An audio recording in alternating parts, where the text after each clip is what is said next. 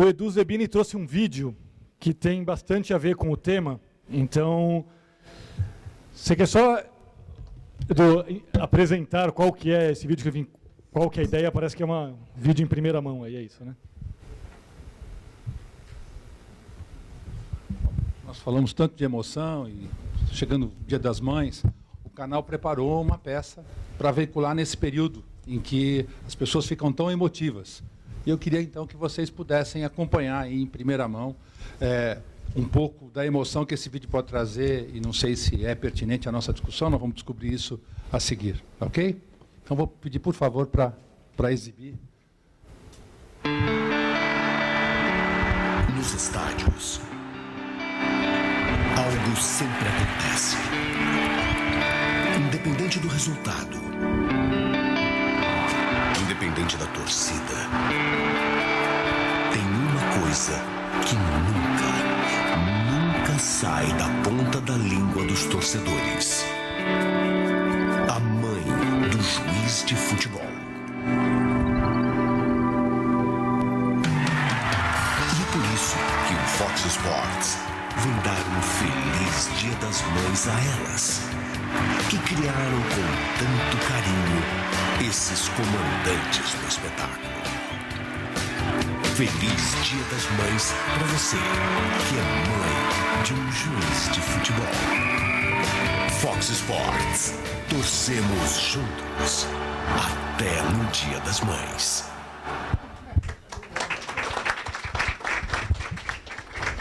Acho que veio bem a calhar, né? Nas bancas a partir de daqui a pouco.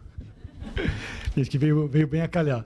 Então, o nosso bate-papo aqui vai seguir mais ou menos, vai seguir o formato das conversas anteriores. Então, a gente vai conversar sobre o tema e depois abrir para comentários, perguntas, enfim, para vocês.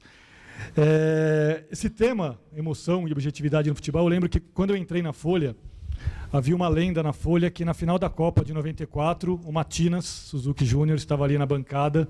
O Brasil foi campeão do mundo.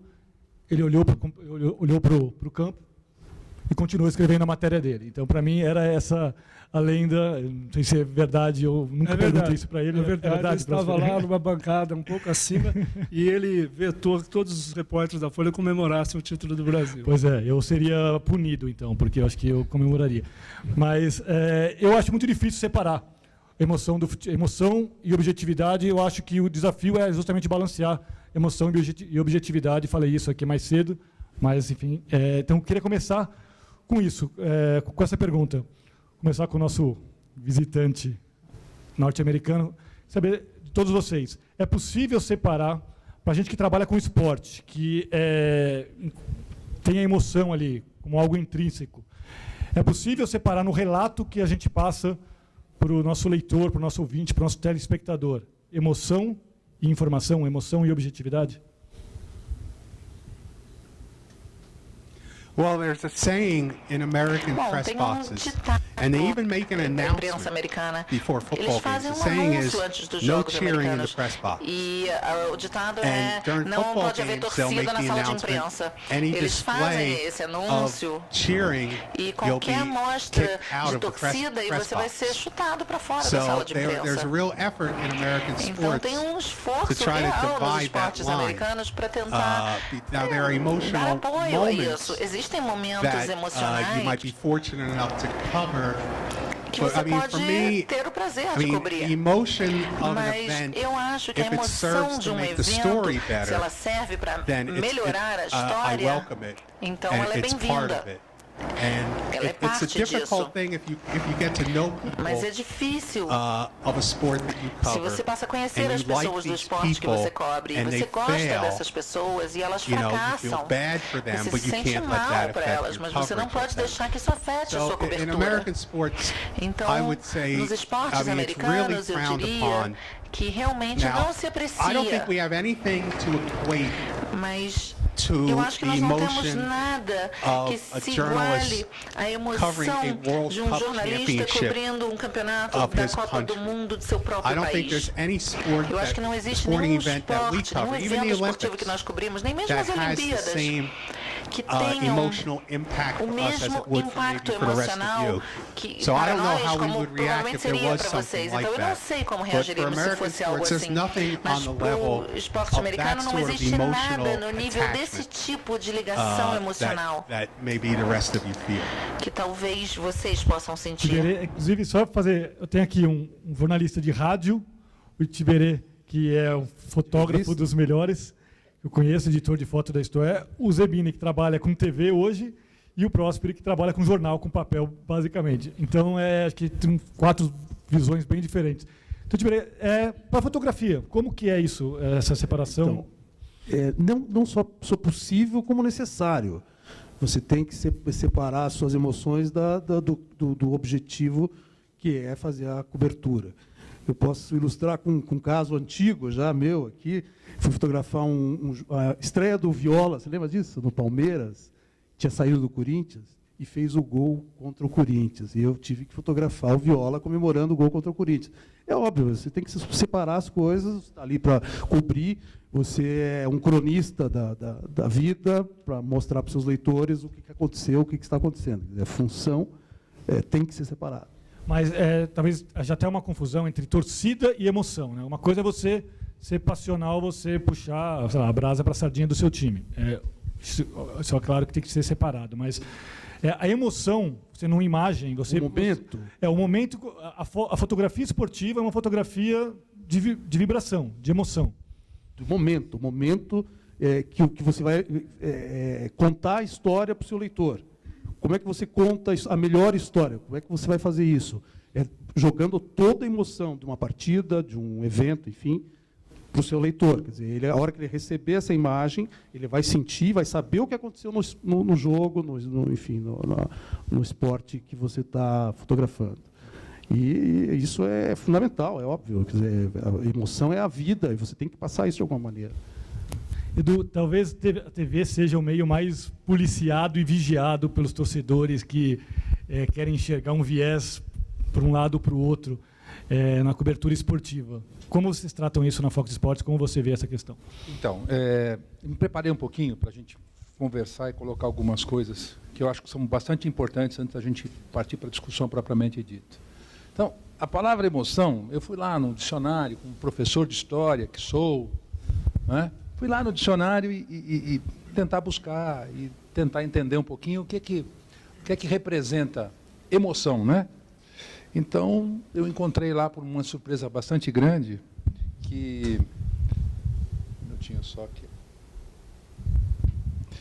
Que a palavra emoção está relacionada com o ato de mover.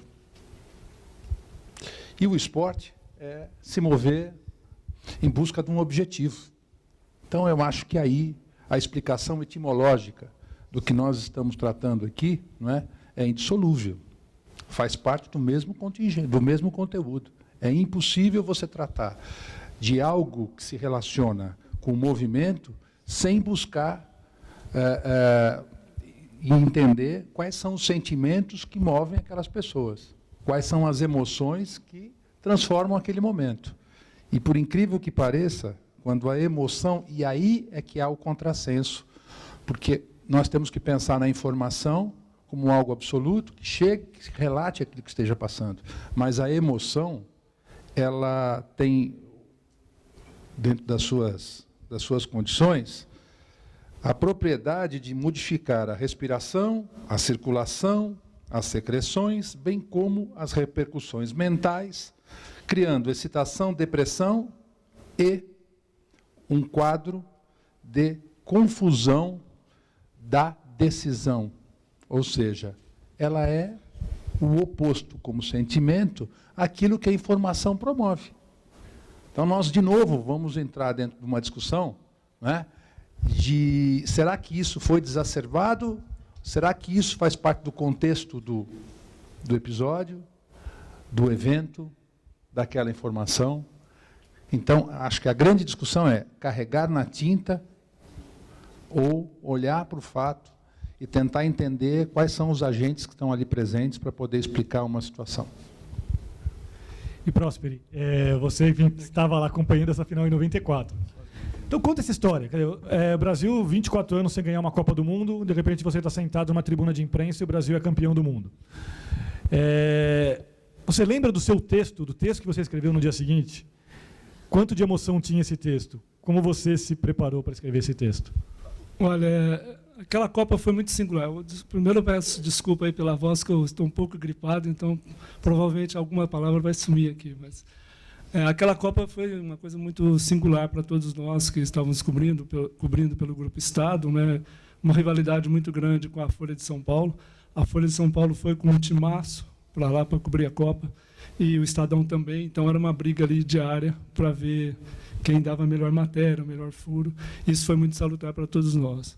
Só que no momento do final de uma Copa do Mundo, aquilo que eu falei aqui, 24 anos o Brasil não ganhava uma Copa, quando o Baggio perdeu o pênalti, a comoção foi muito grande em todo o estádio e em toda a tribuna. E eu fiquei assustado porque a bancada da Folha, que estava embaixo assim, da gente, porque eram certos de cavaletes, hoje tem tudo moderninho, mesas específicas, mas eram uns cavaletes, assim, com umas tábuas, como festa de quermesse, não sei se vocês conhecem aqui, e era assim onde já ficava a imprensa. Uma televisão imensa aqui, que não dava para a gente ver parte do campo, né? E a bancada da Folha do Estadão aqui em cima, como se fosse nós aqui, e a Folha embaixo. E todo mundo vibrando, o Brasil campeão, e o pessoal da Folha nada. Aí, grandes amigos que eu tenho na Folha, um deles, o Mário Magalhães, o Biratã Brasil, eu perguntei, mas por quê? O que está acontecendo? Não, nós não podemos comemorar. Ordem lá de cima. Não se comemora a vitória do Brasil. Por quê? Porque a Folha queria mostrar, e ela, no ponto de vista dela, estava certo, de que não era para ter emoção, e sim objetividade, que é o nosso tema aqui. Mas eu acho que, naquele momento, não tinha como resistir, né? 24 anos, um grito entalado na garganta, a gente comemorou. E meu texto, eu tive a felicidade, muita gente pode achar errado ou não, de ser o setorista do Parreira naquela Copa, que era muito questionado, mas é um treinador, um profissional da mais alta qualidade, e eu fiquei muito emocionado, porque ele falou, vou falar um termo popular aqui, vocês me desculpem, ele levou porrada pra caramba de todo mundo, desde o processo da eliminatória de 93 até a final da Copa. E eu achei que, na hora que ele fosse dar a entrevista, que ele fosse fazer o maior desabafo. Aí está aí, a Copa, está vendo? Vocês xingaram, falaram, está aí a Copa. E ele vai ter que me engolir e tal.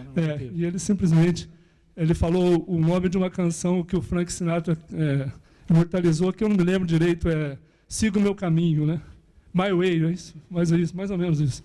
Ele falou, siga o meu caminho, vocês falaram o que vocês quiseram falar, eu fiz o meu trabalho, estou aqui, estou muito feliz, um abraço, muito obrigado.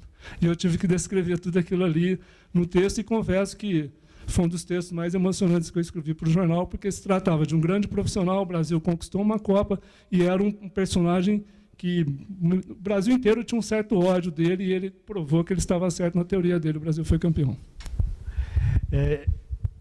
Edu, você falou, enfim, sobre... Gostei da sua explicação, enfim, tudo em movimento, e na TV tudo é mais em movimento ainda, né? Falando também sobre emoção e objetividade e o esporte na TV, você passa muita emoção, você é uma narração de jogo, é uma narração para cima, é algo que você precisa passar essa emoção. Qual que é essa relação na TV? Ela é diferente? Qual que é a especificidade do trabalho dessa relação entre objetividade e emoção na TV em relação a outros meios? Você acha que existe alguma diferença pela característica do meio em que você trabalha? Sem dúvida. A TV tem uma questão completamente diferente dos outros veículos, porque ela é ali instantânea. Ela é um retrato daquilo que está se fazendo. E tem um problema bastante sério que as pessoas às vezes não têm noção. O locutor, ele foi para o estádio dentro de um conceito, dentro de um contexto, dentro de uma expectativa. Foi para lá, ocupou uma cabine junto com um comentarista e recebe uma série de inputs em torno dele, tá certo? E tem que traduzir isto, recebe toda esta carga de energia daquilo que está sendo relacionado, feito, está sendo cobrado, dentro de uma condição... não existe meia pressão em televisão. Existe pressão inteira. Então, ele está sendo pressionado muitíssimo por ele, pelo trabalho que ele deseja fazer, pela intenção que ele tem de informar e pela expectativa das pessoas que estão do outro lado, esperando dele que aquele dia seja um dia importante para todo mundo. Então, ele chega motivado para este quadro. Os jogadores chegam motivados para um quadro de disputa, que às vezes é favorável para o esporte e às vezes é desfavorável para o esporte, porque a gente não vê partidas excepcionais e sim grandes batalhas campais. Traduzir isto de tal maneira que mantenha as pessoas, e essa é a função do narrador, informadas e entretidas, com mais desejo de encontrar na transmissão momentos para ficar do que para sair, é um teorema complexo. Não é algo simples, não é algo feito e pensado por uma única pessoa dentro desse processo inteiro. Muitas vezes a gente é obrigado a entrar e dizer para o locutor, calma, calma, calma, que o jogo que você está narrando não é o que está acontecendo. E isso aconteceu em todos os lugares em que eu trabalhei na minha vida. Muitos dos locutores que estão hoje, como número 1 das suas redes nacionais de TV, começaram comigo. Eu tive a oportunidade, inclusive, de nomear alguns deles, que tinham nomes um pouco diferentes dos habituais. Não é? Essas situações todas, elas só se modificam a partir do momento em que haja confiança. E o público está esperando também, na dose correta, este grau de confiabilidade que o narrador pode colocar para o espetáculo. E é por isso que as pessoas assistem este canal ou não veem aquele canal. Por quê? Porque as pessoas se identificam com essa condição de trabalho. Então, é muito importante entender a condição e de que maneira se processa e quais são os objetivos desta pessoa que está lá para narrar o jogo. Ele é o fio condutor da emoção de um espetáculo. E um espetáculo sem emoção não entretém. Isto é claro, porque o esporte, ele desenvolve e cria condição para que você se emocione. Esportes que não emocionam, eles têm espaço, sim, na TV fechada, eles têm espaço. Só que você não pode esperar que ele vá atender os anseios de muitas pessoas naquele momento. Não é? Então, o golfe, por exemplo, é um espetáculo maravilhoso. Só que ele não promove a não ser num hole in one, um grande ponto, numa tacada, mas ele não promove com a mesma intensidade que o futebol, que o basquetebol, que o voleibol. Não é? Então, você tem que imaginar que, para cada um dos produtos que você tem e queira e precisa exibir, né, existe uma carga emocional possível de ser aceita pelo outro lado, sem ser exacerbada. Às vezes, algum árbitro entra em campo mais motivado que outros. A gente diz o quê? Ele está emocionalmente descalibrado. Ele não está preparado emocionalmente para a partida. Por quê? Porque ele saiu fora do contexto da expectativa. E como nós já acompanhamos e somos grandes especialistas em TV esportiva, porque a gente oferece muito tempo das nossas vidas em busca ali da nossa paixão, que é o futebol, nós sabemos e nós percebemos claramente quando isso desanda. Então, a fórmula correta para que isso aconteça está relacionada com a capacidade de entender o momento e as situações do que está envolvido. Não adianta botar uma carga forte num estádio que está vazio, por exemplo, que não tem um áudio ambiente. Não adianta, num jogo que não vale nada, você tentar recriar uma situação. Então, a informação para o locutor é algo bem dirigido. Ele entra com um trabalho feito por uma equipe de retaguarda, contando para ele todos os destaques de cada um dos times. Ele recebe um histórico dessas equipes, dos confrontos delas, entre elas ou dos confrontos anteriores de cada uma delas. Né?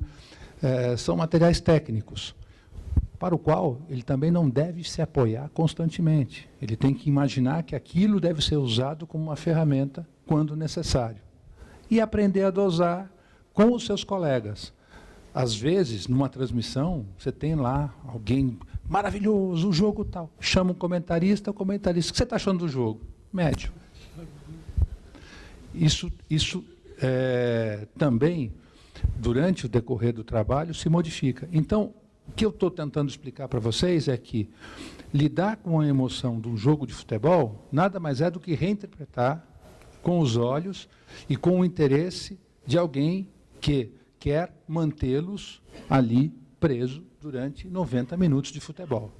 Então, qual é a orientação? O jogo está ruim, mas tem alguma coisa boa acontecendo. Tem alguma coisa para ser vista numa competição, por exemplo, num jogo Juventus e Nápoles. O jogo está trancado, a gente não reconhece ninguém, ninguém tem uma atuação boa. Tem alguma coisa boa ali? Olha que torcida maravilhosa que vem ao estádio. Existem coisas interessantes que podem ser ditas e que, com um caráter emocional, pode levar isso adiante. Só me permite um minuto aqui, Edu e o Fabinho. O futebol está completando este ano 150 anos desde que ele virou futebol mesmo, com regras específicas, campos, leis, arbitragem e tal. E desses 150 anos, os últimos 30 anos, ele deu um salto muito grande, muito pela questão da TV. Né? Que quando a TV começou a mostrar para o mundo inteiro o futebol, seja lá da Inglaterra, da Itália, do Brasil e tal, o futebol cresceu mais. Eles estimam um público aí de 4 bilhões, né, de espectadores e de torcedores presentes aos estádios, uma soma um pouco aí abrangente. O que segura 4 bilhões de pessoas se não for a emoção? Né? Isso tem muito a ver com o dia a dia nosso ali. Por que as pessoas estão vendo um jogo de futebol? Porque elas só gostam do time? Não, porque elas se sentem emocionadas com isso. Então, esse volta ao desafio que o Edu está falando. Como a gente vai lidar com essa emoção tão grande, né, e sendo objetivo? Eu acho que o futebol não tem igual no mundo, vocês podem discordar, mas não tem igual o futebol ser uma coisa que atrai tanta atenção, tanta paixão das pessoas em outras atividades. Eu duvido que tenha. Pode ser que tenha e me provem com estatísticas aí. Mas esse é o grande desafio. Ele só existe, só tem esses 4 bilhões de pessoas interessadas porque ele é muito forte na emoção. Então, nós, jornalistas, fotógrafos, TV, papel, rádio, o que seja, a gente tem que saber entregar para esse pessoal que está vendo a emoção e, ao mesmo tempo, ser objetivo, mostrando também algumas coisas que não funcionam no futebol, que também não podemos levar só para a emoção. Mas esse é um conteúdo muito forte e que, se não fosse essa emoção, talvez a gente nem estaria aqui sentado e debatendo o assunto. E nós, de jornal, Próspero, talvez tenhamos a vantagem de, depois do evento acontecer, poder respirar um pouco, pensar no que aconteceu, no que a gente acabou de ver, para ir sentar e escrever o texto, né? A gente tem, não é como a não TV. É bem assim, né? Não tem, mas a gente consegue uma. Meia hora. Dá para tomar um café. Eu queria exatamente falar sobre isso. Depois que a televisão mostrou ao vivo um jogo, os jornais no dia seguinte deram fotos e comentários, fizeram análises, estatísticas, o que sobra muito pouco para a revista. Então eu vou ter que ter uma fotografia realmente que emocione muito para eu atrair aquele leitor que passou pelo jogo ao vivo, que passou pelos jornais, pelas análises todas, e vai chegar na revista uma semana depois, praticamente. Qual que é a diferença, então, da foto na primeira página da Folha, numa segunda-feira, depois de uma rodada do futebol, e uma foto que você vai colocar na revista uma semana depois, na Isto É? Você fez essa transição, você saiu do jornal e foi para a revista. Qual que é essa? Eu não vou poder dar a foto do jogo que passou. Claro. Que ele já mostrou, vocês já mostraram nos jornais. Então, eu vou ter que fazer uma foto, vou ter que fazer uma matéria com o jogador mais importante, por exemplo, sei lá, o Neymar, foi o destaque da semana, nós vamos precisar fazer um perfil com ele, uma foto especial no estúdio, enfim, aí vai ter que ter toda uma elaboração de ideias em torno do que nós queremos mostrar, o que nós vamos vender, qual é a emoção que nós queremos passar desse jogador para o nosso público. É outra pegada, outra tomada da mesma emoção. Não é verdade? Queria perguntar para o Tom, que o esporte tão profissional nos Estados Unidos, existe a diferença na maneira de cobrir, de acompanhar os esportes nos Estados Unidos jornalisticamente?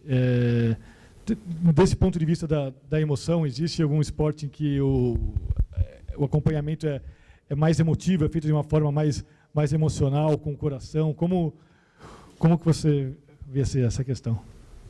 Well, talking about the emotion and how the emotion has grown in soccer, over the years, and in American sports too. E também nos esportes americanos, American football probably brings out provavelmente é o que desperta maiores emoções. Não necessariamente o profissional, mas sobretudo o das universidades, porque são tantas cidadezinhas no país, as pessoas se sentem mais ligadas porque aquela foi a faculdade dela, aquela é a cidade dela.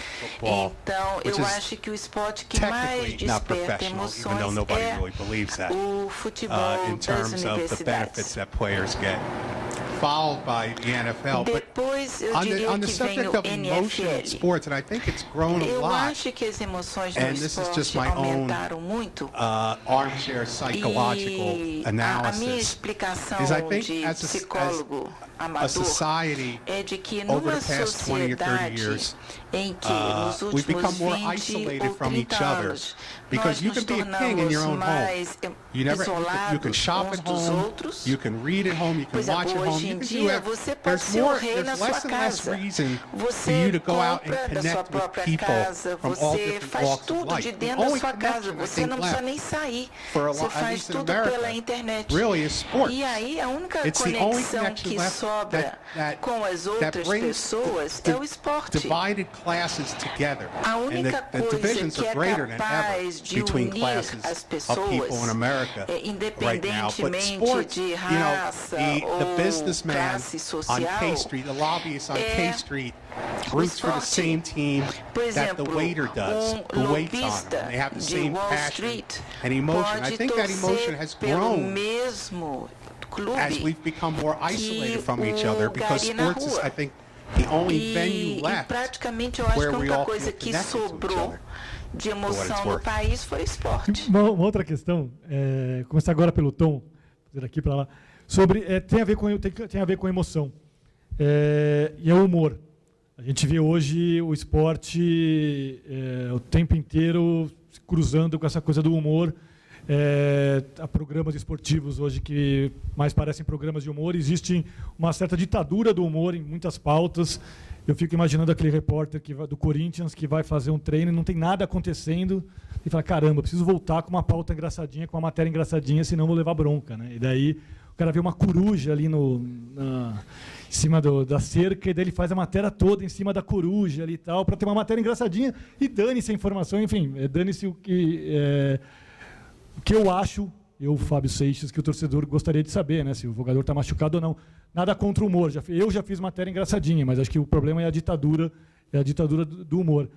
Como então, nos Estados Unidos, no Brasil existe essa tendência muito forte de tratar o esporte apenas como entretenimento, deixando a informação um pouco de lado e usando muito o humor. Existe isso também nos Estados Unidos?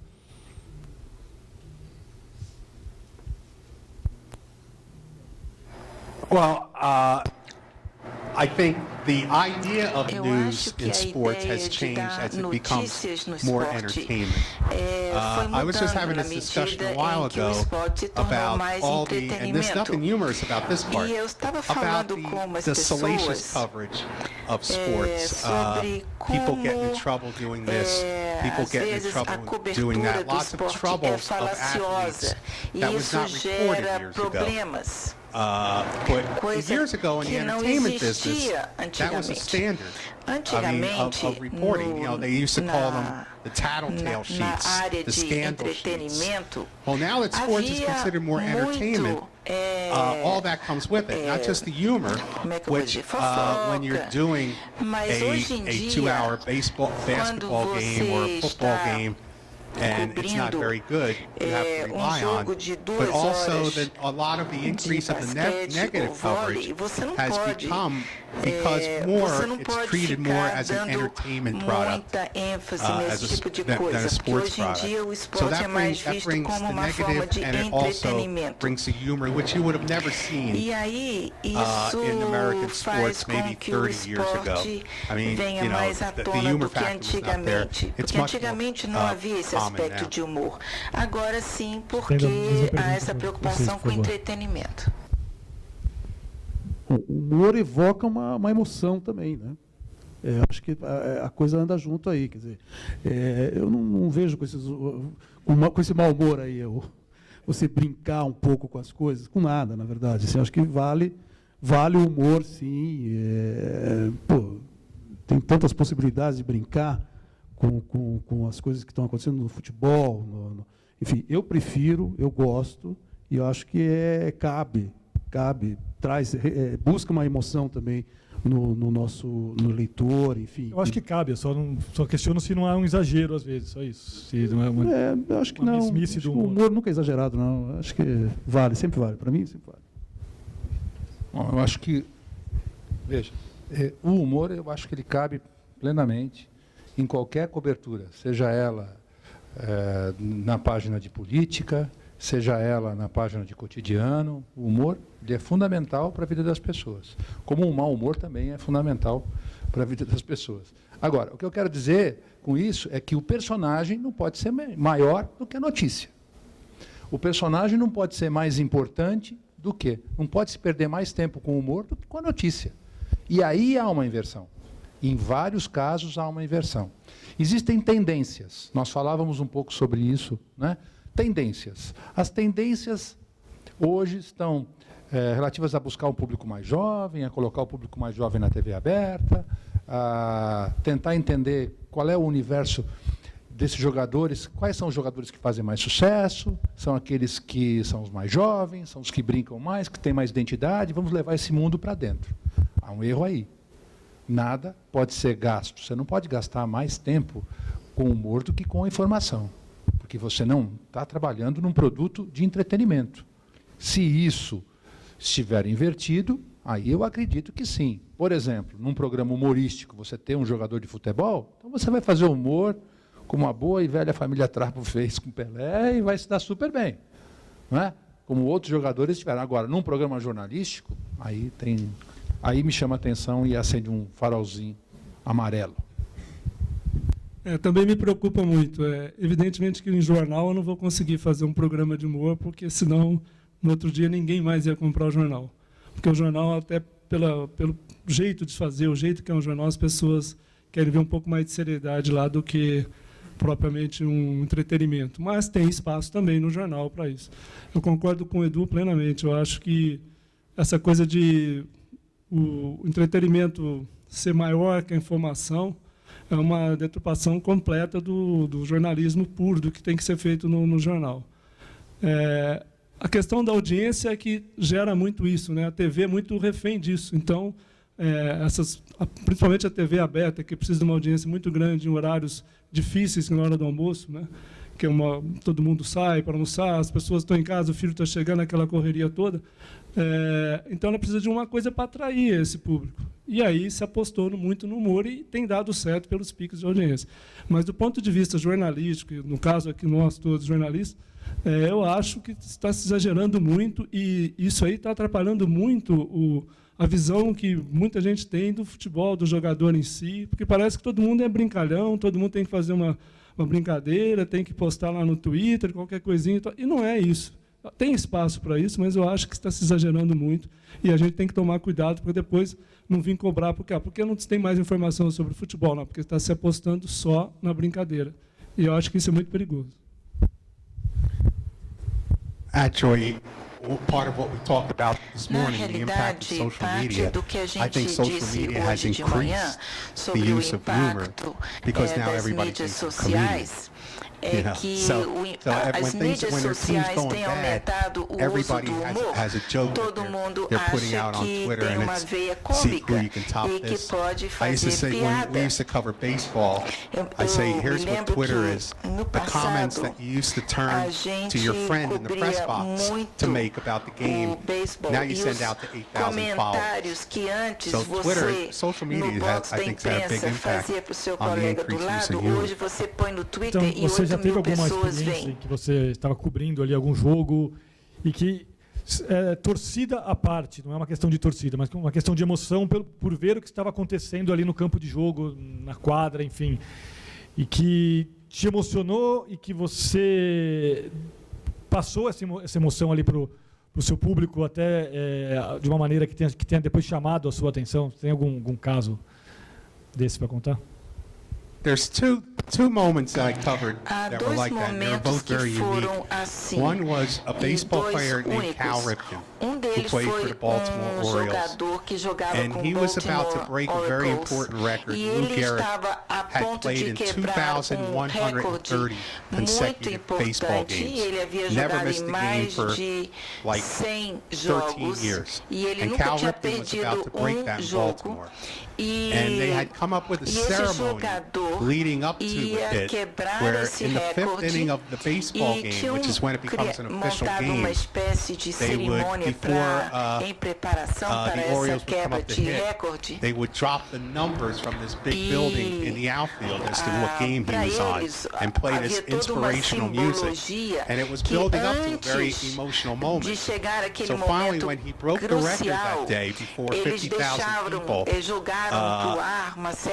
came out of the dugout and everybody cheered and cheered, and he went back in the dugout and people wouldn't stop. So his teammates pushed him back out on the dugout, and he's waving and people are cheering, and this is going on for 5 minutes in the middle of the game while they have the game stopped. And people are not going to stop. So what he does is he runs a lap very slowly around the entire baseball field, stopping to slap hands with fans, shake people's hands, and for 22 minutes this went on.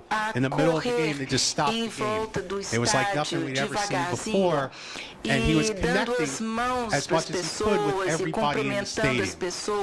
Everybody in the press box was up on their feet. Some people were cheering. It was a very unique, emotional moment. So that, in that sense, in particular, you knew you were seeing something that you hadn't seen before. And yeah, that was one particular moment. Você tem que passar a importância daquele momento. É difícil você não contar para o seu público a importância daquele momento, né?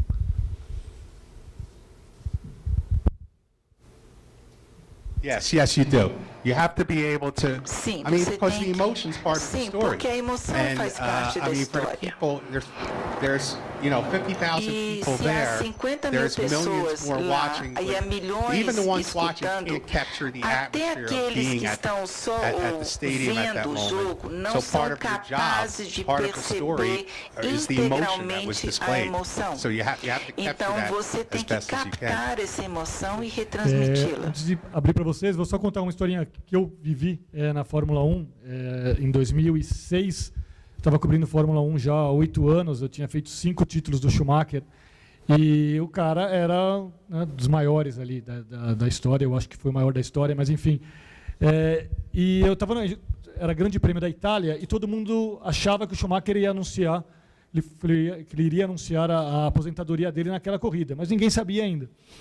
E por uma sorte danada, claro, assim, às vezes o repórter tem que ter sorte. Eu estava passando atrás do caminhão da Ferrari, eu fazia a transmissão ao vivo para a Rádio Bandeirantes de São Paulo, da Fórmula 1, no momento em que saiu o assessor de imprensa com a pilha de releases para levar para a sala de imprensa com o anúncio da aposentadoria do Schumacher, né? Só que a hora que ele saiu do caminhão, ele deu de cara comigo, eu estava passando ali. Ele chegou, pegou e me entregou, né? E daí eu peguei o papel. Só que daí era a aposentadoria do maior piloto de todos os tempos, o papel na minha mão, e eu ia ser o primeiro cara no mundo que ia anunciar aquilo por uma baita sorte, né?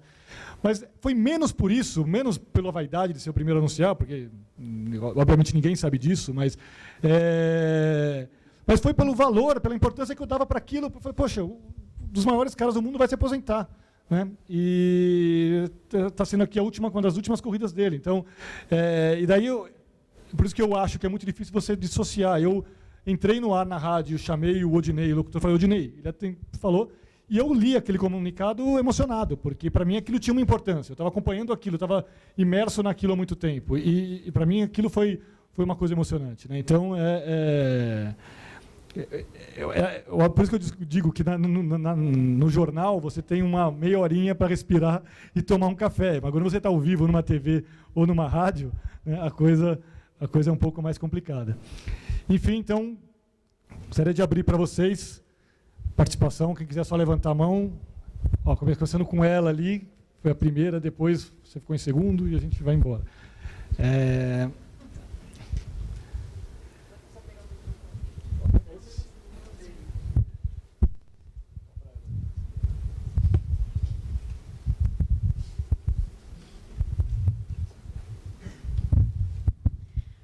Boa tarde, meu nome é Andressa.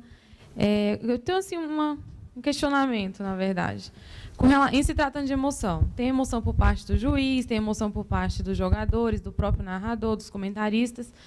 E com relação, por exemplo, à emoção dos torcedores. Um episódio recente que aconteceu lá na Bahia, né, onde os torcedores arremessaram as cachirolas.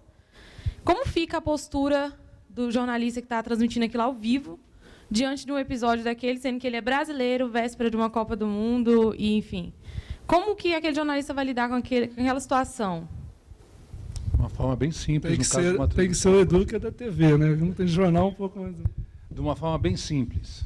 Nós temos que condenar. Como nós temos que condenar qualquer tipo de agressão que haja no estádio, com qualquer tipo de violação de qualquer tipo de direito de quem esteja envolvido. Seja um profissional, seja um telespectador. Então, esse trabalho é um trabalho que vai acontecer naturalmente. Os torcedores não devem fazer isso. Isso não vai ter um significado muito importante para o cara que está fazendo, mas vai ter um significado muito grande para quem estiver do outro lado, acompanhando a transmissão e pensar que aquilo é bacana. Se por acaso nós passarmos por cima disso, e essa é a nossa responsabilidade, nós estaremos indiretamente incentivando. Então, nós temos sim que criticar fatos negativos, seja para a organização esportiva, seja para o evento, do ponto de vista da segurança e dos bons modos e costumes. Isso na TV é imediato, né, porque a imagem está ali, está a transmissão ao vivo. No nosso caso de jornal, a gente tem que retratar no dia seguinte que não foi um ato decente, né, educado. Não se espera educação no campo de futebol, mas não é um ato que a gente tem que valorizar, a gente tem que criticar e apontar o que está errado. E no portal da internet, que também a gente faz no jornal, dali online, na hora que aconteceu, com essa mesma visão que o Edu falou. Ok, boa tarde. Meu nome é Stuart. Queria agradecer também, né, por estar aqui com vocês. Eu falo em questão agora, na questão da emoção. Atualmente, as TVs têm... o avanço tecnológico tem garantido mais emoção para os telespectadores que estão ali assistindo, né? Você vê as imagens em HD, o congelamento instantâneo, você vê imagens que aconteceram dentro do jogo que às vezes no passado você não conseguiria ver, né? E hoje em dia tem essa facilidade. E a TV por si próprio já passa essa emoção para o telespectador que estaria assistindo o jogo. Agora na questão do rádio, foi pouco falar do rádio, né? Eu sei que o rádio também é o pai, a mãe, né, da transmissão, foi transmitido muito futebol pelo rádio também, nos tempos anteriores. E o rádio tem ficado um pouco parado, estacionado na questão de passar emoção para o ouvinte que está ouvindo ali, né, uma transmissão. Eu queria saber se até nos próximos eventos que a gente vai ter, 2014, 2016, se o rádio vai ter esse avanço juntamente com a TV teve esse avanço tecnológico, né, também na questão de transmissão de emoção para o telespectador e para o ouvinte. As long as people have cars, there'll be sports on radio. I mean, because sometimes people are stuck in their car coming back from visiting with their mother-in-law when the big game is on and they can't watch it, so they'll listen to it on the radio. But you're right, it has fallen back in terms of influence and importance, but replaced by the discussion of sports with sports talk radio. Mas o rádio tem continuado muito importante por causa dos talk shows. Eu acho que a questão do rádio, do avanço tecnológico, agora com a chegada da transmissão digital, né, eu acho que vai ampliar muito, né, a audiência, você vai poder ouvir rádio em qualquer lugar, em qualquer momento. Eu não sei como assim, tentar falar o avanço do HD, TV, não tem muito a ver com rádio. Eu acho que o rádio, desde o começo, né, até hoje, ele já é emotivo por natureza, né?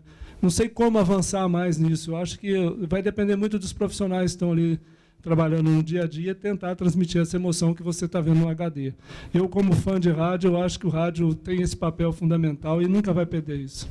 Eu queria botar minha colher aí. Eu acho que o rádio está evoluindo, sim, porque hoje você se comunica com o locutor, enfim, com o narrador, por e-mail. Quer dizer, você manda a sua questão, você manda a sua pergunta, você manda a sua... Enfim, isso interfere diretamente hoje em dia. Quer dizer, eu acho que há uma evolução aí que é crescente no meu modo com de as ver. redes sociais, né, o rádio ampliou muito a participação do torcedor, do ouvinte normal, do torcedor que está no campo mesmo, o próprio celular, ele passa lá direto para o locutor, para o comentarista. Então, eu concordo muito com o César, isso tem a ver mesmo, essa amplidão da rede social aí ajudou muito o rádio e a todos nós. Eu concordo com o Tom quando ele falou sobre que quando houver carro, vai haver rádio. Eu comecei a transmitir Fórmula 1 no rádio em 99, e quando me chamaram lá, eu falei, mas quem que é o louco que ouve Fórmula 1 no rádio? Porque futebol eu entendo o cara ouvir, né?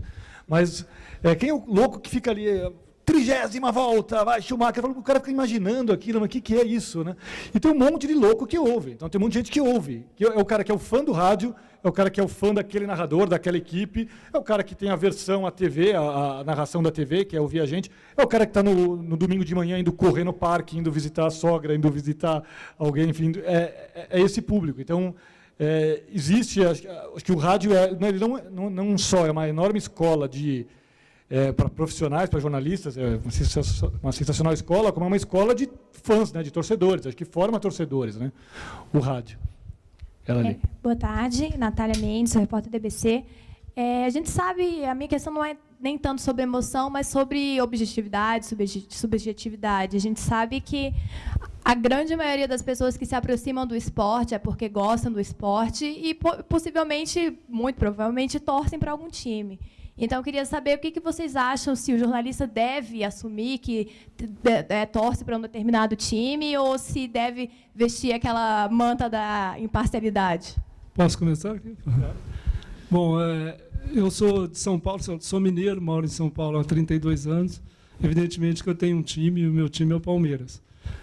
Por muitos anos, militei como repórter, setorista de todos os clubes, e era impressionante. Quando eu cobria o Palmeiras, me chamavam os leitores, os que mandavam e-mail, cartas, na época eram cartas, nem eram e-mails, dizendo seu corintiano, falando mal do Palmeiras, não sei o quê. Aí ia cobrir o São Paulo, seu palmeirense, não sei o quê. Então, essa questão de declarar amor ao clube, eu acho que não tem problema nenhum. Se você é objetivo, aí a gente tira um pouco da emoção e da paixão do lado, e você narra o que você está vendo, o que é informação, o que é jornalismo, eu acho que não tem problema nenhum, porque não tira credibilidade. Você assumir que torce por um time não tira credibilidade, desde que seu papel, como repórter, como jornalista, seja coerente com a verdade, com a notícia que está ali. Então, não vejo muito esse problema, não, embora tem alguns aí que ainda acham que, porque você torce para alguém e declara esse amor ao seu time, isso possa interferir no seu trabalho. It's okay as long as you do Let me your work tell you another carefully. baseball story. Just bear with me for a minute. When I was growing up as a young boy, there was nothing in my life, not my family, not my mother, not my father, that was more important than the New York Mets. They were the most important thing in my life for years. I mean, into my 20s. I had a friend, I had to move away from where the Mets used to be on TV. They were going to play an important game. I called my friend, this is before the days of the internet and cell phones. I called my friend long distance, had him put the phone next to his TV, and for 3 hours, I listened on the phone to the game so I could know what was going on. Now, let me fast forward 25 years later. I've been covering sports for about 10 years. I cover baseball. I was covering the baseball playoffs. I had covered the American League playoffs, which were over, and I was home for a couple of days. The National League baseball playoffs were still going on to see who would go to the World Series, which I would go cover. The New York Mets, the team I grew up with, were playing the St. Louis Cardinals in the 7th game to decide who goes to the World Series that I would be getting a chance to cover. I'm watching the game with my wife, who knew about my passion for the Mets when I was younger, and I'm rooting for the Cardinals. And she says, I can't believe this. Well, how could you not be rooting for the Mets? Well, I'm rooting for the Cardinals because if the Mets go to the World Series, I have to work in an old, lousy stadium. I'm not going to get nearly the nice hotel room in New York because it's so much more expensive. In St. Louis, they have a brand new stadium, great facilities, great restaurants, nice hotel. Here's what I tell people. I root for me now.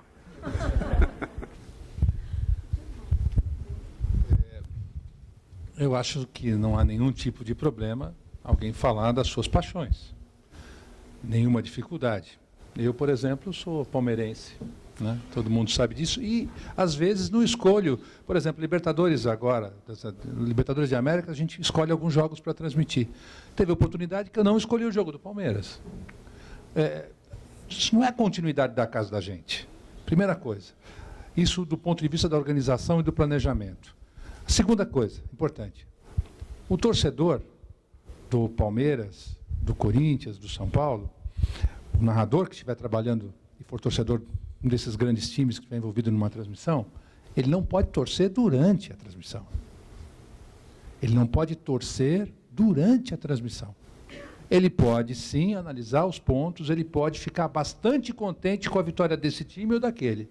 Ele não pode se comportar como um torcedor, com a cabeça do torcedor que só olha para um lado, que só olha para os problemas do seu time se ele não está bem, ou pelas virtudes do seu time se ele está bem. Então, é fundamental não se comportar como, não ter a mentalidade do torcedor na hora de narração. Nós não podemos ser cartesianos e imaginar que o cara deixa o torcedor em casa e vem com o corpinho do narrador, né? Nós não podemos imaginar isso. É uma coisa só, vai existir sempre, tá certo? E, em alguns momentos, ele pode até puxar o lado da sardinha. Pior do que ser torcedor é ser regional. Por exemplo, ter um locutor, eu vou citar uma situação completamente diferente aqui, manauara, tá certo? Falando sempre bem dos times da região do Amazonas. Isso é muito pior, porque você não consegue identificar exatamente por quê. E isso atrapalha muito e cria muitas dificuldades para muitas pessoas que, em algum momento, se viram em xeque na carreira por conta disso. César, quer comentar? Se for contra o argentino, pode torcer contra. É verdade? Acho que sim. Eu não vejo problema nenhum, imagina. Eu sou coxa, por exemplo. Sabe o que é o coxa? Ninguém sabe nem o que é o coxa aqui. E eu não vejo problema nenhum. Acho que agora nas transmissões realmente fica chato quando você vê o narrador ali torcendo para o time dele. Pega mal, acho que pega mal, acho que não é por aí. Acho que tem que ter isenção mesmo e apontar os defeitos e os bons e os ruins de todos. Eu, em 2002, eu sou santista. Em 2002, o Santos foi disputar a final do Brasileiro e eu nunca tinha visto meu time ser campeão no estádio. E eu estava escalado para ficar na redação nesse dia. Eu cheguei para o editor de esporte e falei o seguinte: eu só sou jornalista esportivo porque eu gosto de futebol. E eu gosto de futebol porque eu torço para o Santos desde moleque. Então, e agora o Santos vai jogar uma final no Morumbi e eu sou jornalista esportivo e você quer me deixar na redação. Então eu falei, você vai, eu falei, eu não vou ficar na redação, eu vou para o jogo. Então você vai me mandar para o jogo, eu vou para o jogo. Eu encho o jornal de matéria, vou encher 2 páginas de matéria com o maior equilíbrio do mundo. Mas eu quero estar no estádio quando o Santos for campeão, eu quero ver isso. Faz parte de mim, é o que o Edu disse, você não é cartesiano, você não deixa o torcedor, você não deixa metade de você em casa. Eu falei, eu quero estar no estádio vendo. Vai fazer, até para a minha profissão, para o meu currículo, para a minha vida, para o meu aprendizado, vai ser legal falar que eu estava aqui numa final de Campeonato Brasileiro vendo o Santos ser campeão. E fui. E enchi o jornal de matéria, foram 2 páginas de matéria, e eu tenho orgulho daquela cobertura, porque até por uma preocupação de não deixar passar nenhuma emoção, mas fui lá, cobri e fiz. Então, acho que é possível desligar, mas essa coisa da torcida, né? Mas e foi o que eu fiz nessa ocasião, em 2002. Só tem uma questão nisso que eu acho que é complicada e que a gente não abordou aqui, que eu acho que valeria a pena. É a paixão deixá-lo cego nesse momento. Principalmente quando o time brasileiro está em campo. Isso é que nós percebemos. Não podemos ser Pacheco, como diz o outro. Né? O exagero, todos percebem com muita facilidade. E acontece, e se a gente... Veja, uma equipe de TV não é apenas um narrador que está ali, é papel várias pessoas que estão em contato com ele durante os 90 minutos dessa partida. Então, essas pessoas têm obrigação. Então, uma estrutura não é feita só da pessoa que fala, como no jornal não é só do nome que assina a matéria. Existe um conjunto, e esse conjunto tem que estar voltado para aquilo. Passar por um narrador, uma situação como essa, de muita empolgação, passar por um coordenador de transmissão, passar por um coordenador geral, passar por um diretor de programa, passar por um diretor de canal, então, realmente, aí há problemas. Ou uma má intenção de tentar utilizar da emoção para buscar um outro fato. Eu achei até que fosse isso que você fosse comentar agora. Uma outra questão que é importante nisso, uma vez eu cheguei para o Sérgio Patrick, que é um colega nosso lá de São Paulo, da Rádio Bandeirantes, e eu falei, pô, Patrick, mas que besteira, por que você não fala qual é o seu time? Né? Porque pô, todo mundo tem um time. Em São Paulo todo mundo inventa, né? Jornalista que não quer falar, não quer declarar o time, fala que torce para o 15 de Jaú. Né? Ninguém torce para o 15 de Jaú. Ou Juventus. Juventus e tal, né? Então, mas eu falei, Patrick, por que você não fala? Né? Então, fui até meio agressivo com ele. Ele falou, coisa boba, tal. Ele falou, não, porque é perigoso. Porque se eu falo, depois também torcedor pode me encontrar e a gente vai no estádio. Ele falou, você não vai no estádio, você fica muito na redação, mas a gente vai no estádio, então tem torcedor que vem tirar satisfação da gente. Então, essa é um outro ponto importante dessa questão. Existe isso também, né, de você declarar o teu time e, de repente, um torcedor idiota qualquer que não sabe separar as coisas, partir para agressão. Mas tem... Oi. Onde é que está? Está com você aqui, desculpa, depois é para lá. Vamos lá. Boa tarde a todos, meu nome é William. Eu queria saber exatamente isso. Como trabalhar a questão da objetividade e da emoção, sabendo que a qualquer frase dita ou uma fotografia tirada pode provocar uma reação num torcedor, por mais informativo que seja? Começo aqui? Bom, eu acho que, assim, se a foto está lá, o texto está mostrando tudo o que aconteceu, foi fiel ao acontecimento, ao jogo, vamos falar especificamente de um jogo, eu não vejo quem vai ter uma reação contrária porque não entendeu nada. Porque se eu vou dar uma foto do Neymar, falar faz 3 gols no jogo, vou dar foto de quem? Do Arouca? Tem que dar foto do Neymar vibrando, com a emoção do gol na hora que ele fez o gol, e o texto também tem que ser em cima dele. Tal. Agora, um jogo ruim lá, um 0-0, tem que relatar aquele 0-0 que não agradou ninguém, não agradou nenhuma das torcidas, e a foto também tem que estar lá, no caso do jornal, retratando isso, o jogo truncado, o jogo fechado. Então, se alguém discorda disso, é porque tem a emoção lá do gol do Neymar, tem emoção no texto, e não é assim tomar partido. Está narrado, a narrativa está lá. E não vejo grandes problemas. Eu acho que quem reagir com outro jeito, pensar de outro jeito, é porque não está entendendo nada do que está acontecendo. Eu, particularmente, nunca tive problemas com torcida. Agora, eu acho que tem, assim, por exemplo, se faz situações já aconteceu de fotografar um jogador numa situação que ele não gosta, e aí ele vem para cima, e ele diz que vai ligar para o seu editor, que vai fazer isso e aquilo, e você tem que fazer. Você está ali para narrar o que você está vendo, e se ele fez alguma coisa que ele não gostou, aí tem uma conversa, eu acho que no jornal, se vale a pena dar aquela imagem, enfim. Mas eu acho que a função do fotógrafo é registrar o fato e levar para as instâncias. Enfim, se vai ser publicado ou não vai ser publicado, se vai dar problema, enfim. Eu acho que a função do fotógrafo é registrar e levar para a sua direção para ver o que faz com aquela imagem.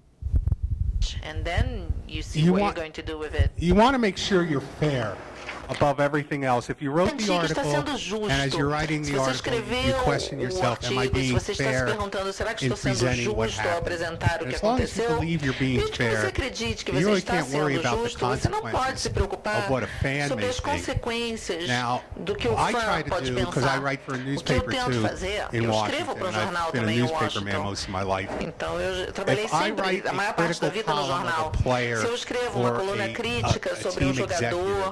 executive, executivo do time, that então, the next eu day garanto I'm at the que no stadium, dia seguinte eu esteja so no they can estádio, see me. para que eles So possam me I'm right ver. there for them. Porque So eu if they esteja have a lá, problem with disponível. what I Então, se wrote, tiverem um they problema can com o que eu say something escrevi, to me about it. eles They podem can't falar accuse me alguma coisa. of writing in Eles an ivory tower and não hiding. podem me acusar de So escrever lá you dentro want de to uma make sure you're torre e me fair, esconder. and you want to make sure you're Então eu preciso accountable. ter certeza de que When I você é mean justo accountable, e de que in você se American responsabiliza. sports, E o que eu quero dizer com se responsabilizar é you're que, pelo menos there nos esportes for them americanos, if they have quer a dizer que beef, você está lá an argument disponível se eles for them quiserem to make discutir. it to Você you. está lá para ouvir esse Fairness, argumento. I think, is what you're looking Eu acho que for. você está procurando justiça. Só, então tocou num ponto importante, que é essa questão de você escrever um artigo crítico sobre alguém. O César falou também sobre isso, do jogador vir tirar satisfação. Como balancear? Existe também essa questão da proximidade da fonte, né? Então, você está lá todo dia cobrindo um time, você acompanhando o esporte, você tem um contato com as pessoas, com dirigentes, com jogadores, e a gente não está lá para agradar necessariamente esses caras, né? Como que é, Prosperi, você que tem essa uma coluna de bastidores, mais de política, desportiva, enfim, desse lado do futebol, essa questão de a gente ter essa linha e muitas vezes o outro lado não entender, quer dizer. Eu acho que ele só não entende quando ele vê que não é verdade aquilo que você escreveu. Quando é verdade, ele entende e aí ele fica quieto.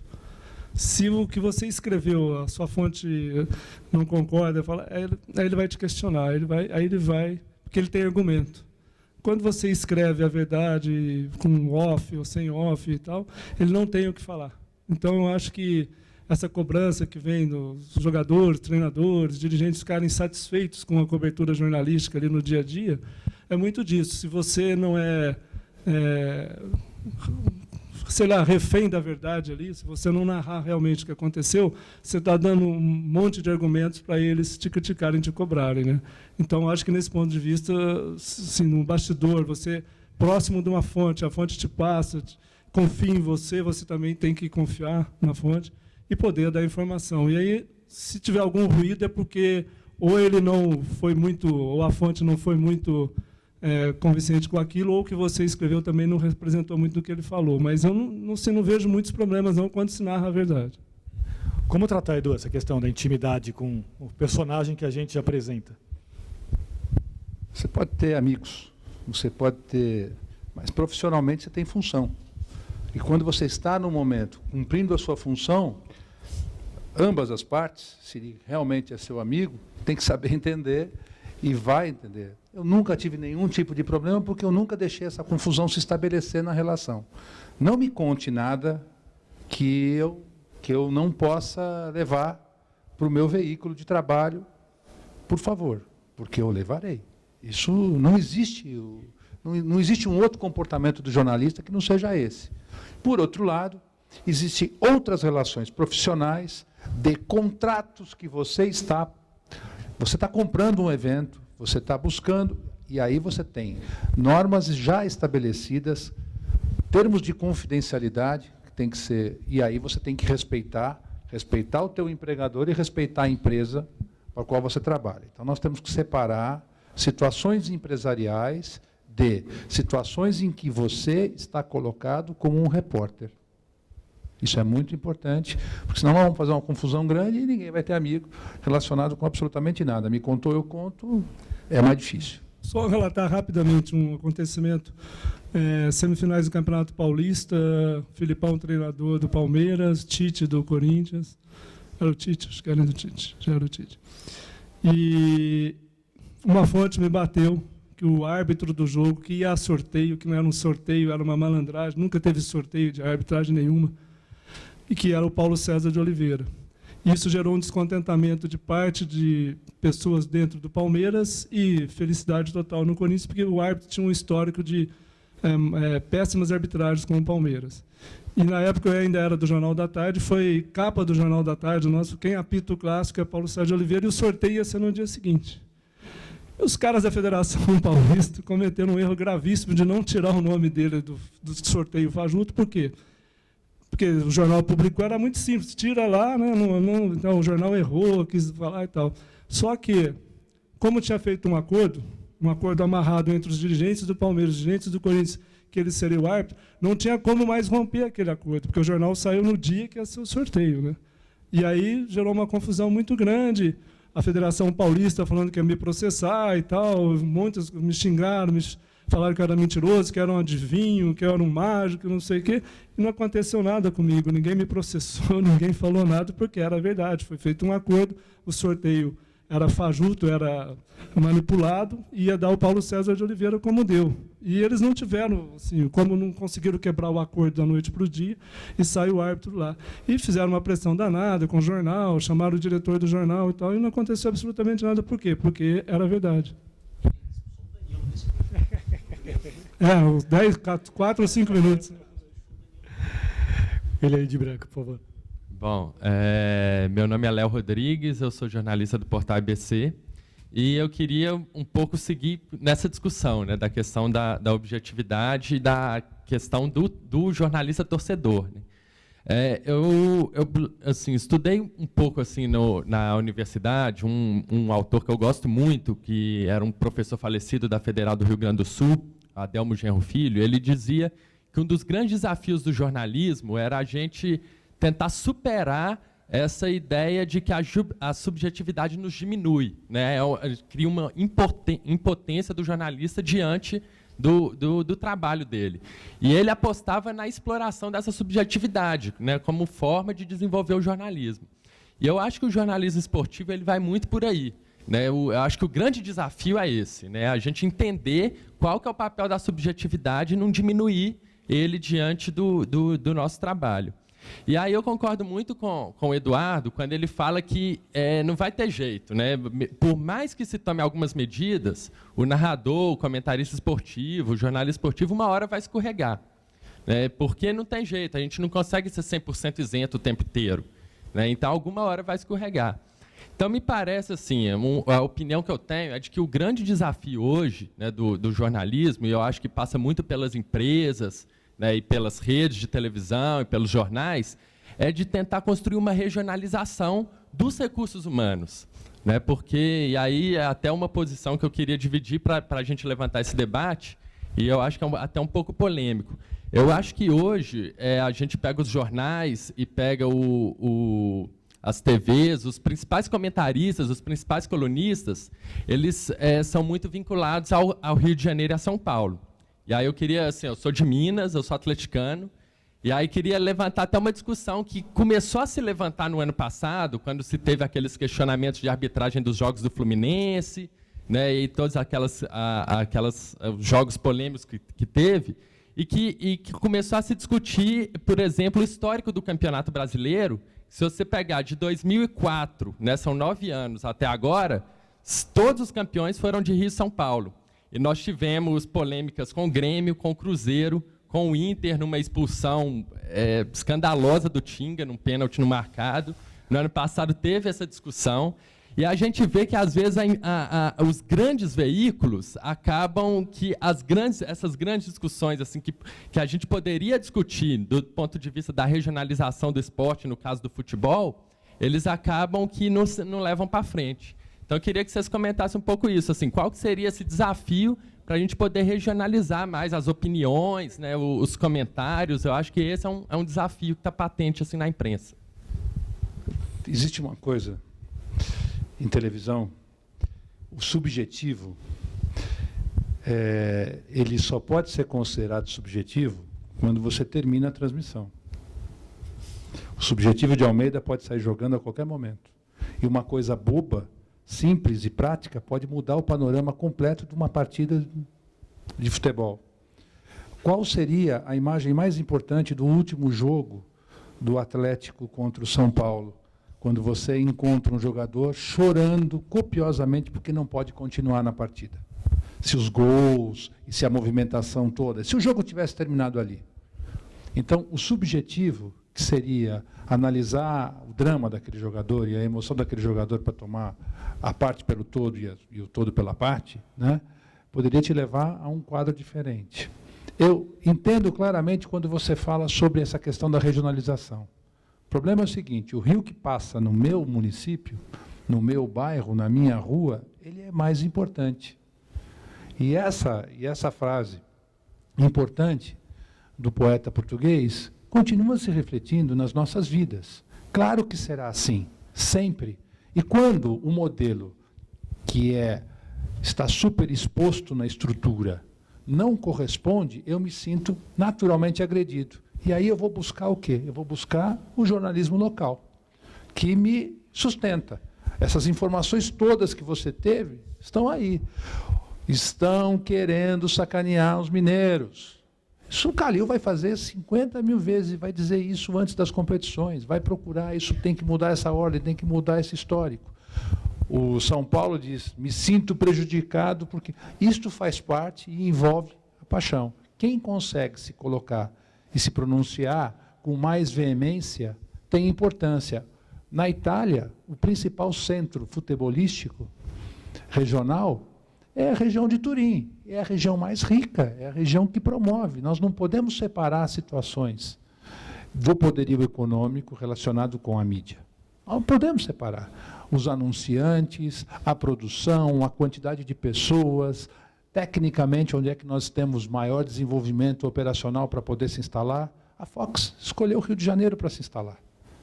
E eu tento, todos os dias, fazer um produto chamado Fox Rádio, que começa às 13h, sem querer fazer propaganda, mas já fazendo. É muito bom, por sinal, sem querer puxar o saco, mas é muito bom. Né?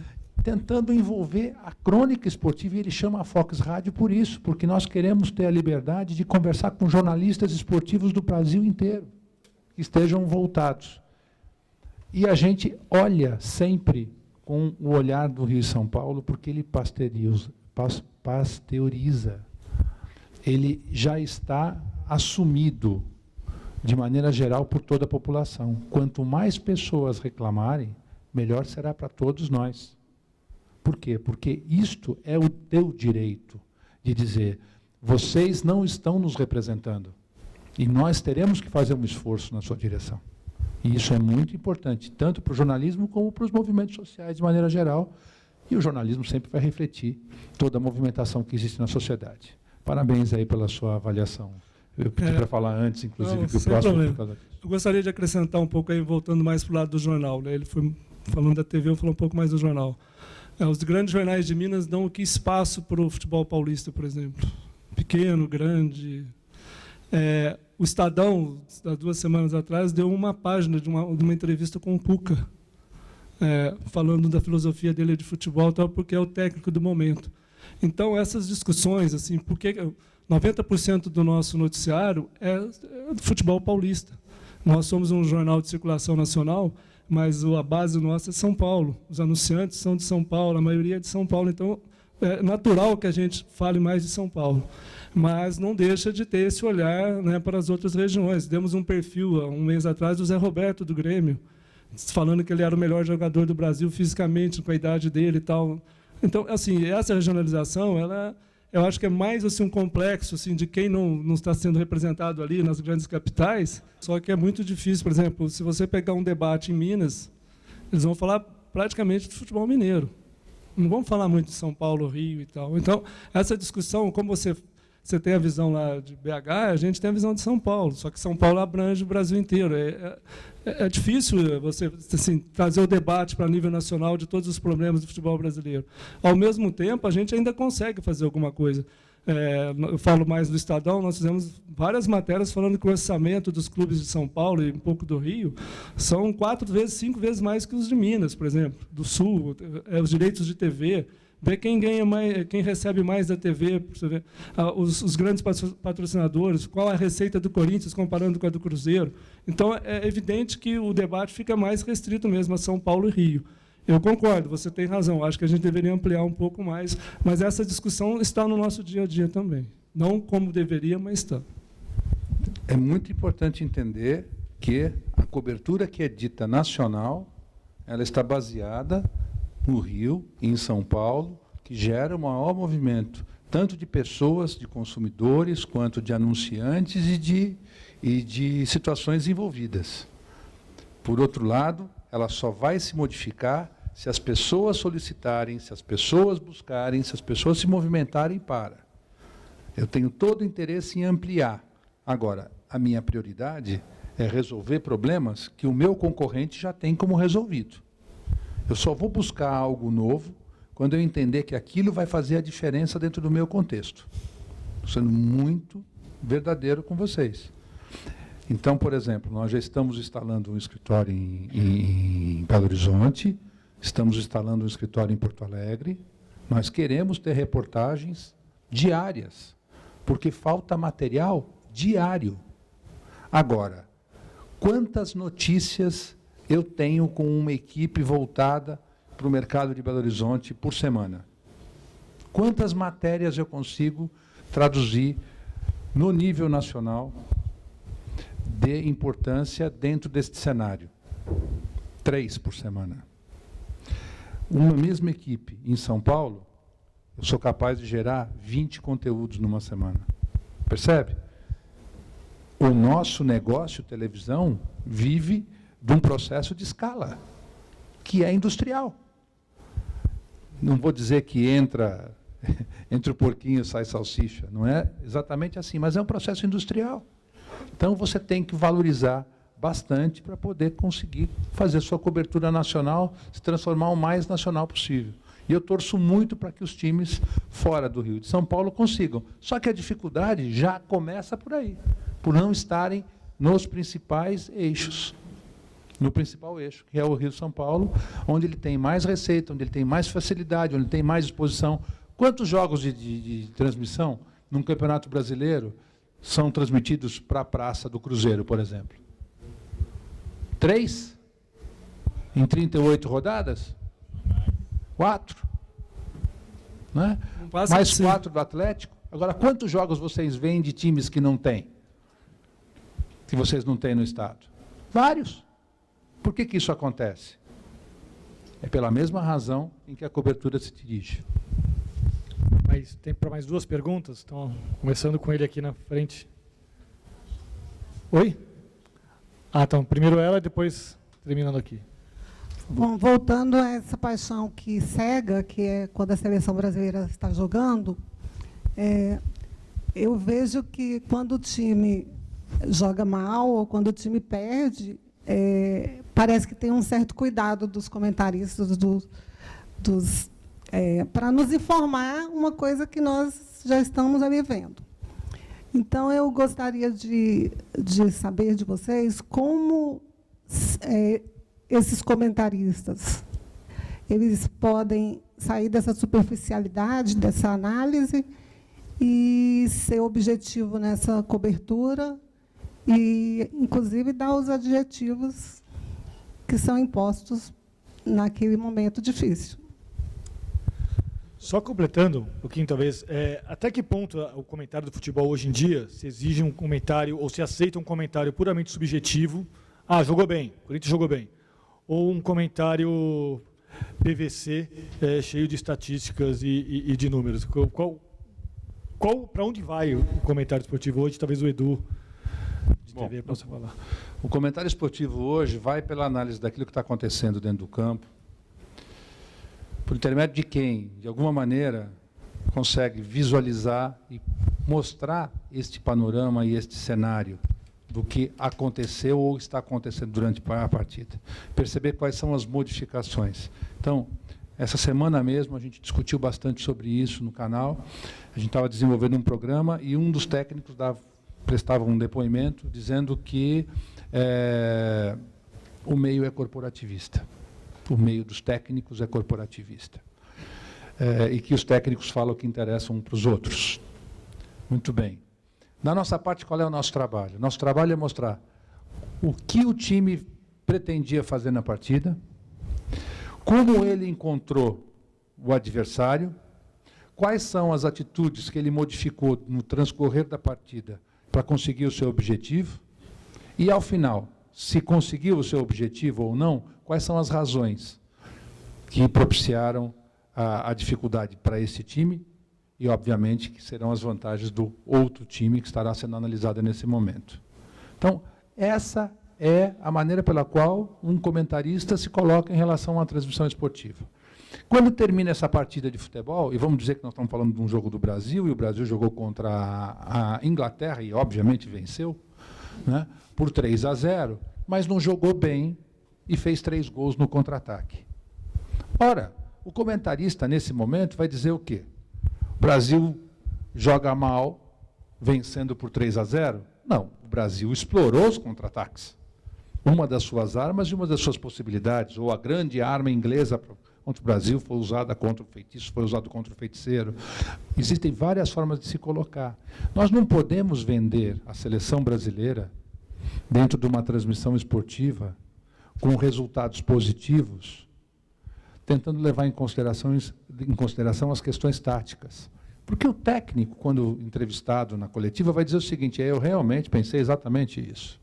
O Brasil venceu porque nós tínhamos esse plano de trabalho, e se alguém se altera e fala assim, bom, jogou mal, isso é uma visão sua, da minha parte ele fez aquilo que estava estabelecido no plano tático. Existem várias situações que a interpretação parte para um outro aspecto, para um outro campo. Agora, quando o Brasil joga mal, empata uma partida, como fez contra o Chile há pouco, né, como é que você trata essa questão? Você tem que dizer o seguinte, obviamente, a avaliação é a seguinte, se o Brasil não vencer essa partida, como não venceu, ele tem que melhorar, ele tem que buscar, ele tem mais recurso humano. E aí você faz uma análise sociológica, que tem que estar em prática, e tem que ser um dos argumentos do comentarista. O Brasil tem mais recursos humanos, não venceu porque está num momento, porque é questão psicológica. Percebe? Eu estou mostrando para vocês como é que isso se processa na prática, no dia a dia, como ferramenta. Não quero teorizar a respeito, né? E se o Brasil perdeu um jogo importante, o Brasil tem muito mais responsabilidades para defender numa partida de futebol como seleção brasileira do que o time do Chile. E deveria ter um outro comportamento em relação a isso. Agora eu pergunto, como é que vocês explicariam, por exemplo, como um comentarista, uma derrota de 4-0 do Barcelona em casa? Fora de casa contra o Bayern. Como é que vocês explicariam isso? Não é? Houve uma superação pela superação, houve uma disputa importante de modelos diferenciados, ou foram 4 gols, ou 4 bolinhas que balançaram a rede do Bayern, em momentos em que o Barcelona não se mostrava preparado para defender. Isso é o futebol, é uma coisa simples. Agora, se você conseguir uma explicação clara para tudo aquilo que está acontecendo, você tem ali um comentarista que consegue fazer bastante bem o seu trabalho.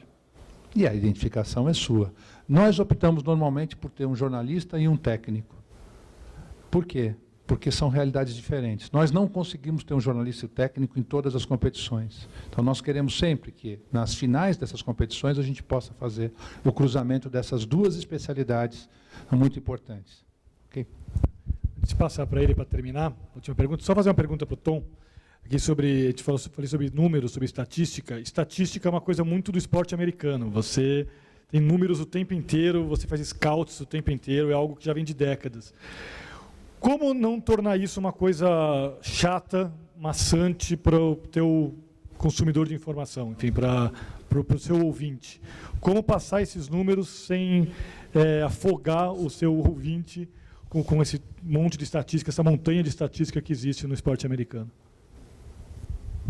This is very interesting because Isso é muito there is a big interessante, debate going porque on há um debate in American ocorrendo no sports, momento particularly no with esporte baseball, americano, sobretudo about com numbers. beisebol, sobre They números. call it sabermetrics Eles chamam in isso baseball. It's the de use métrica, of statistics to create a better analysis a métrica, ou of seja, talent o and uso of da players. estatística Last para year, melhor avaliar o there was a talento dos debate between jogadores. 2 No baseball ano players about passado, who is the most houve valuable player debate in sobre the qual American de League. dois This young jogadores player named era Mike mais Trout, valioso. O who Mike Trout, que era statistically, mais according to a jovem, number of que statistics, had a estatisticamente year like no one had ever had before, teve or ano at least como close to ninguém it. jamais teve. And then there was his other player E named depois havia Miguel outro Cabrera, jogador, who won Miguel something Pereira, called the Triple Crown. que He tinha led the ganho league in home o runs, que se chama he de drove in the most runs, coroa and he had the tripla, highest batting average. e que That hadn't tinha been done as in as 35 melhores years. médias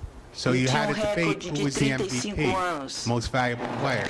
Então o debate the people who were in love with qual era numbers o jogador mais wanted Mike valioso. Trout. The more traditional, O pessoal que older gostava people muito de wanted números Miguel Cabrera. preferia o jogador mais novo. O The pessoal numbers mais debate velho in preferia American sports o jogador goes mais to the fact that velho. people, and actually it's part of the emotion Na realidade, of isso tem fan a ver reaction com at games, a people throwing stuff. emoção Fans want to be associado ao part of the comportamento game dos fãs. Tem fãs que querem now fazer these days. parte do And jogo. fans want to be able to sit at E home os fãs on querem their poder computer estar em casa and no analyze data computador e and truly analisar os believe dados that e they know achar more que eles or as much podem about talent as the conhecer people tanto evaluating the sobre talent o for that team. talento So it quanto os empowers profissionais da área. Eles fans to acham be que their own simplesmente general analisando manager estatísticas no in their living computador, room, and they get very eles emotional about it. vão ser tão sabidos Last quanto year, os it was like a profissionais. holy E war eles ficam muito last year between the emotivos em people torno who disso. live strictly by the No ano numbers passado, and the esse people who are debate more ficou traditional muito who take emotivo. other things E into houve esse consideration. confronto entre o pessoal que I am adorava not a números e o traditionalist. pessoal I mais believe that I don't ignore the a numbers, moda antiga.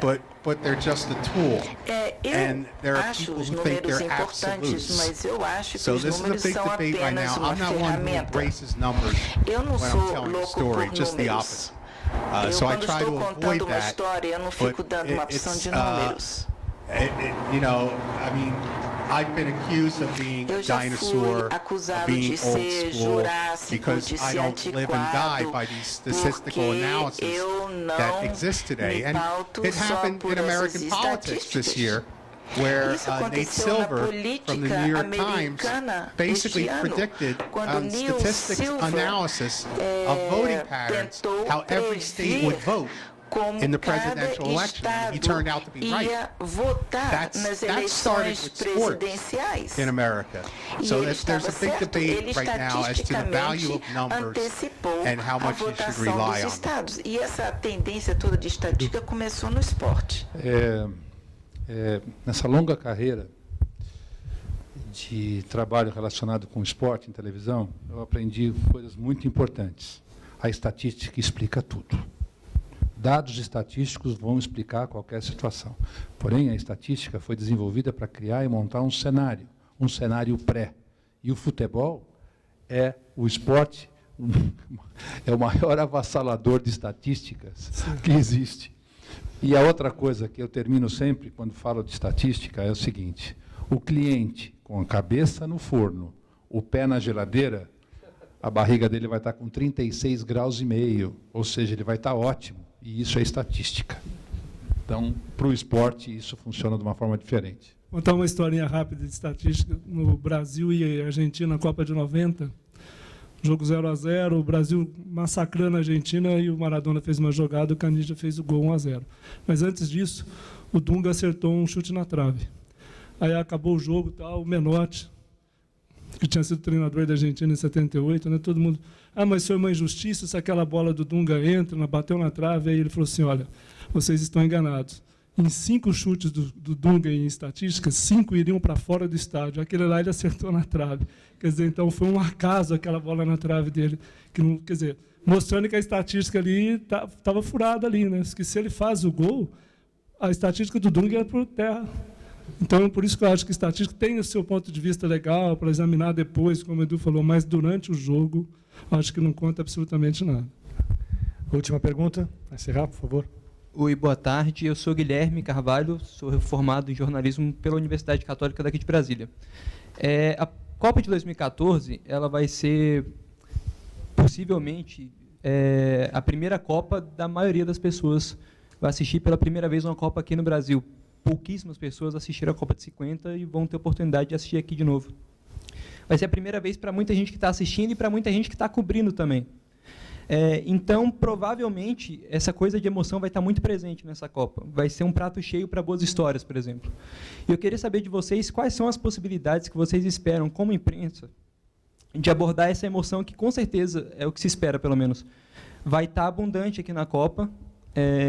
E qual é o cuidado que tem que ter para não ir só nessa emoção? Porque se, por um lado, por exemplo, na final da Copa de 94, mesmo estando 24 anos sem ganhar um título, o pessoal ainda se conteve em não comemorar, se for campeão aqui vai ser mais difícil, porque vai ter todo um estádio vai ter toda uma emoção presente aqui em casa, do Brasil ganhando a Copa em casa.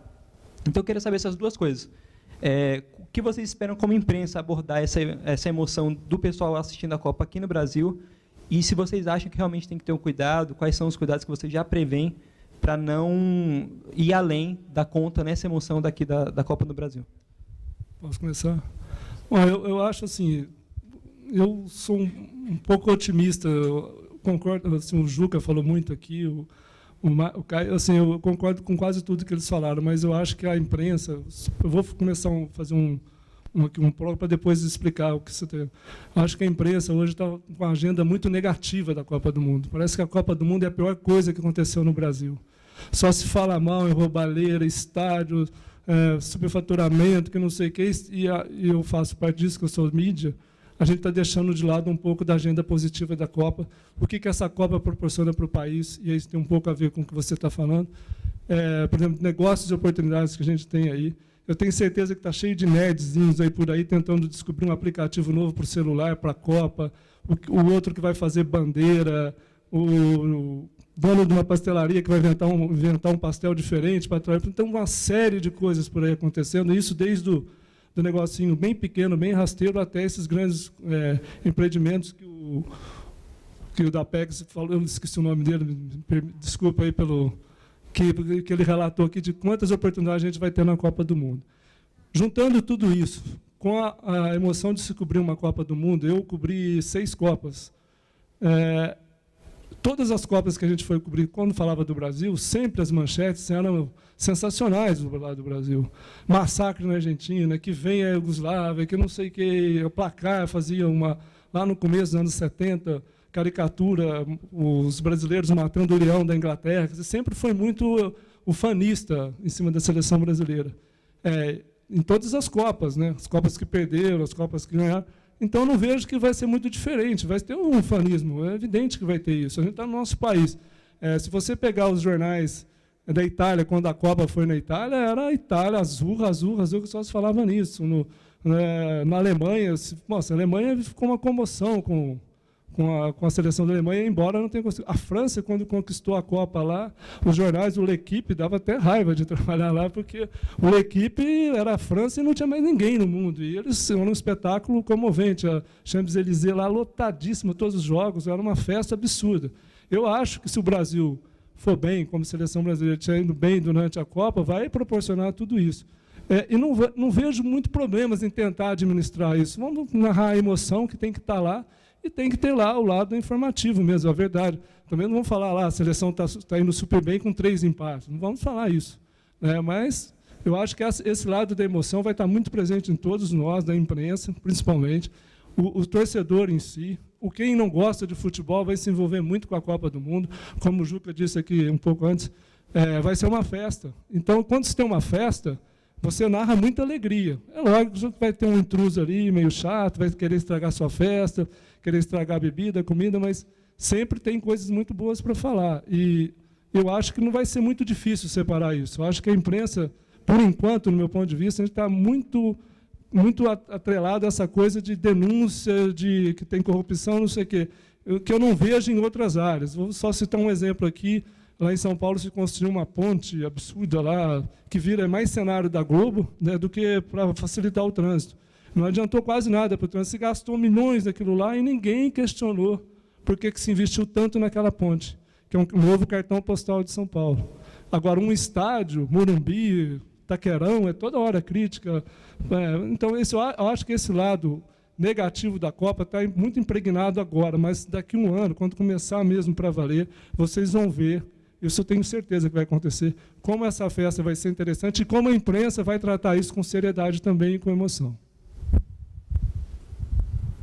Mas alguém quer comentar? César? Eu acho que o senso crítico aí tem que existir, sim.